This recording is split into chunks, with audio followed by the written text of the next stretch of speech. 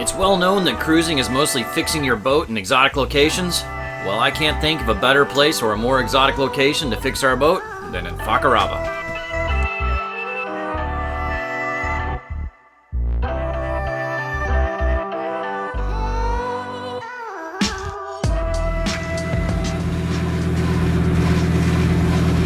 What's happening? We're trying to diagnose where our water leak is. There's 4 tanks on here. The fact that we're losing water Daily. yeah, I mean, it's not just one tank. Yeah, it's got to be a fill line or a supply line to the main system, we think. I don't know. Leaving me to diagnose the problem, Laura and Pete headed ashore to go do some exploring.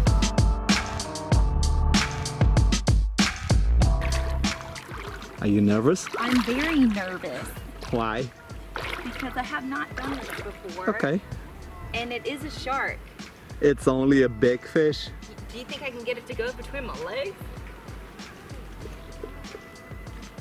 Just stand still. See, Don't I'm move. way deeper than you are. Look at the little fishies. Here, sharky, sharky. Come on! Come here. It's ocean rodeo today. I'm gonna. Grab him! Grab him! Don't Wow. move, don't move, don't move. Let him come.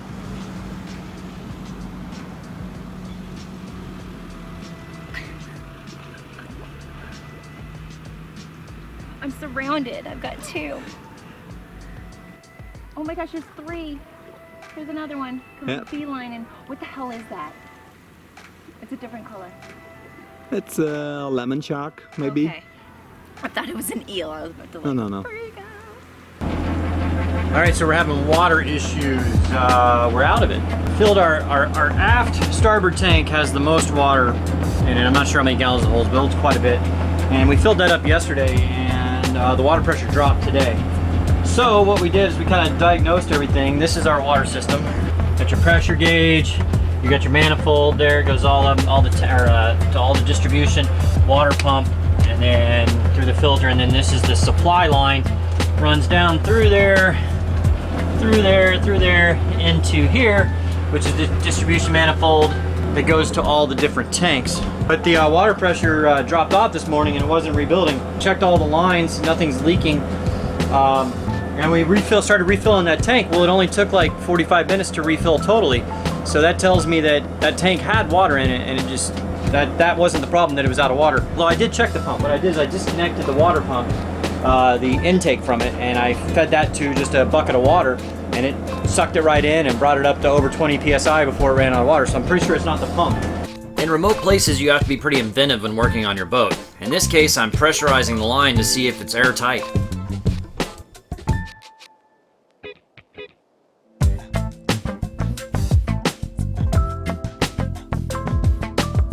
Can I have one, please? Please, Bobby! Please. Where else is sailing? Well, we're doodleless right now. Yeah.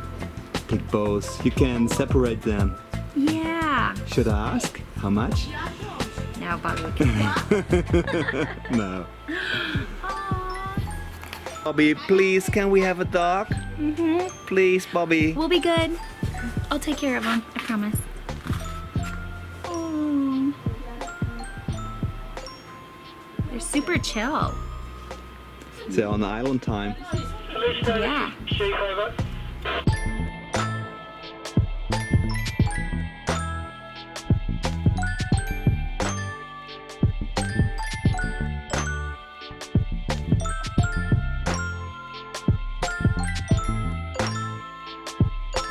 This one. Paradise. It's so pretty. It's like, doesn't even look real. All right, I know every great man in history has had an awesome mustache, but it's time for this to go. I'm tired of it. All right, what do you think? I think I'm gonna leave it like this just for a little while. Looks great, right? From this side, I'm nice, clean shaven. The other side, you know, whatever. But I'll leave it like this till Laura gets back. She's out on shore, like go for a walk, so see what her reaction is.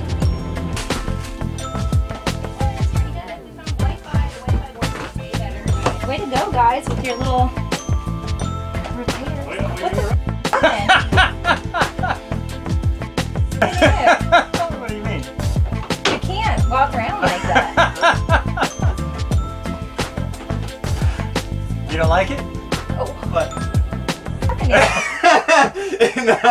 I mean, we actually did shark rodeo. That's good. Maybe we can cut it like here. I'm just trying to get your reaction on camera. Yeah, what the happened? Yeah, no, I'm gonna bleep all that out. Oh, my bad. What you guys do now? Been working on the water system for like 3 hours. We replaced the water pump, that's not prob. We don't really know exactly what's wrong with it. So when the water gets pumped, it's pressurizing, it's just not getting water. So we're bypassing the manifold and see if that works out. Flex for me, Bobby. Yeah. I can see the water going through. I mean, granted, it's not a lot because we're sucking air, but it's, if we had clamps on here, you'd be getting a whole lot more air. Sometimes you just have to step away from a problem and revisit it the next day with new thoughts. Oh baby, I love your madness. It's so incredibly beautiful. Oh, you shine like gold, so selfless to all, and wild like an animal. Some would say I'm insane in the right in a way, but I just love to play in your fun and your games. Always hungry for more, that's just how I was born. Take me somewhere I don't know, and give me your freedom. Whoa, you love me to pieces, yeah, I need it. Want your pandemonium. Life is While out cruising, you meet some people with some pretty interesting stories, including this guy. Hello! This is Harry. Harry is a fellow cruiser and an artist also. He's kind of got a unique story, and we were kind of drawn to these G cubes. So tell us a little bit about yourself and what this is and what you're trying to do, I guess, for the conservation. We exchanged painting against cruising from Gibraltar to the Canaries and then afterwards to St. Lucia.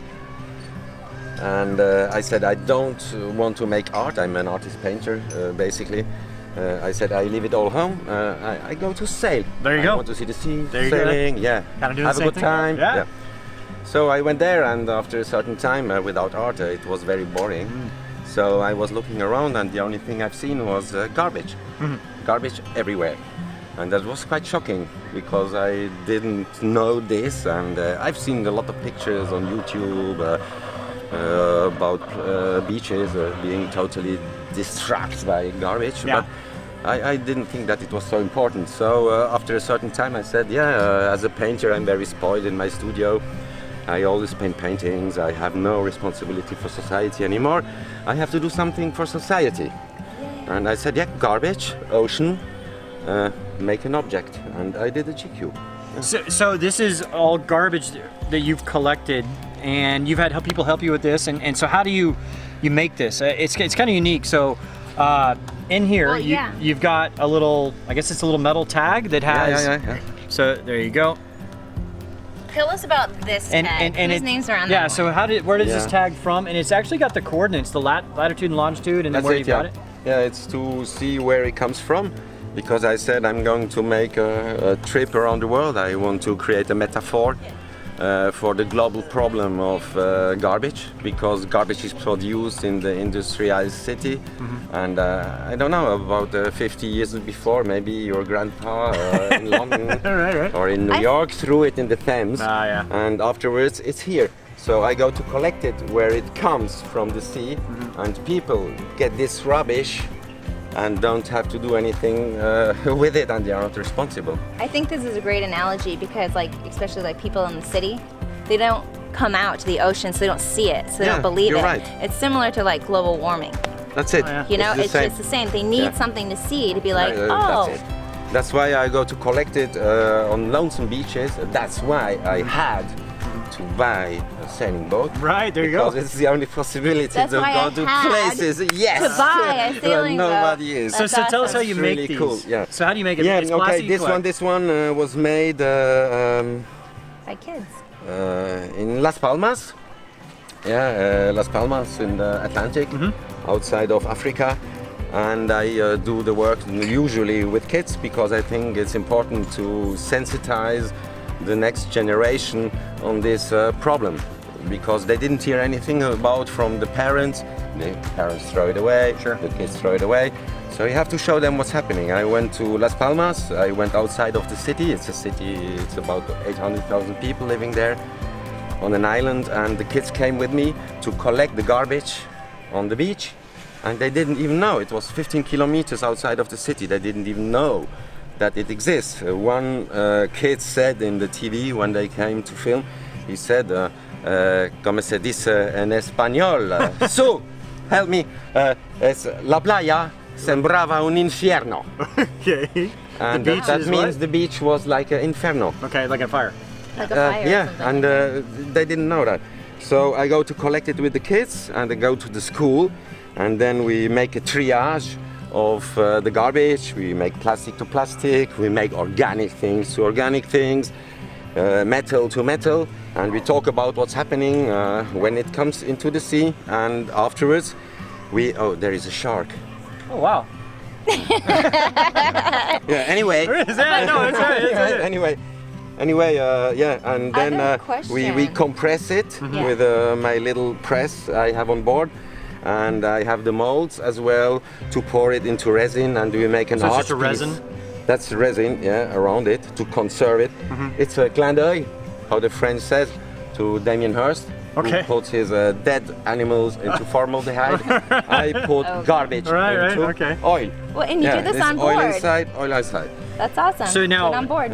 You're trying to make 1,000 of these, you said? Is that right? Yeah, the goal is to show up to the big cities who are responsible for all this pollution, and they don't care about where it ends. Right. True. So I go to get it in lots of places, I do the cubes and I bring them back, and the end will be one big cube of 1,000 of these small cubes, which means 1 cubic meter of garbage. 1 cubic Wow. meter of garbage. 1 cubic meter of garbage, with the photos on the walls where I got it from, and a little movie of 15 minutes to show up where I got it, that the people see. It's paradise, and on the other side, it's hell when you look to the beaches. Yeah. People at the end of that time, they can buy these, or they can buy them now, or what?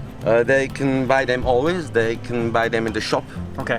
Yeah. on our website, and I think it's very important that people invest in this project because it's a global project, and when we join together, then we can really have influence in governments and whatever. Tomorrow Sure. I have a meeting with the government here, Oh, wow. and I'm going to the school to work with the kids on Monday to Friday. Wow. And I think if I have many spots and people who buy these, then the foundations and the investors will see that there is maybe some solution for cleaning the oceans. Yeah, this is the important thing to fight against the plastic, because these microparticles, they are eaten by the fishes. We eat the fish, the birds eat the fish. Yeah. All organics, like we die, but still the plastic Plastics remains. Yep. Yeah. It's a new So, thing. yeah. So you can help support this cause by helping them clean up the plastic. So go to g-cubes.com. There should be a link right here, and help us out to clean the oceans from plastic. That's it. And you're doing a great job. Thank you, Care sir. for clean oceans. Yeah, Care there for you go. clean oceans. Yeah, that's Yeah, really important. thank you. Yeah. All right. Cheers. Yeah. you. Have a good time. Thank you Hey, very no much problem. for this platform. Hey, no problem. Yeah, thank you, man. All right, thank you. Thank you. It's great.